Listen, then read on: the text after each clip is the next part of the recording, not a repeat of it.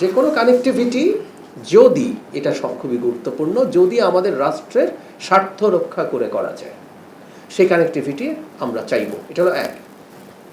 দুই হচ্ছে, মিয়ানমার হয়ে যে কানেক্টিভিটির কথা বলা হচ্ছে, যে করিডোরের কথা বলা হচ্ছে, সেটা এখন অনেকগুলো ভ্যারিয়েবলস আছে।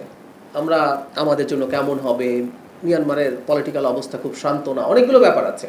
সো এই জিনিসগুলো এখন যাচাই বাছাই হবে, এবং সেটা যদি হয় সেটা হবে। ইনফ্যাক্ট চায়না, মিয়ানমার, বাংলাদেশ এবং ইন্ডিয়া মিলে এক সময় এই ধরনের একটা কানেক্টিভিটির আলাপ ছিল, যেটা খুব বেশি কন্টিনিউ করে নাই।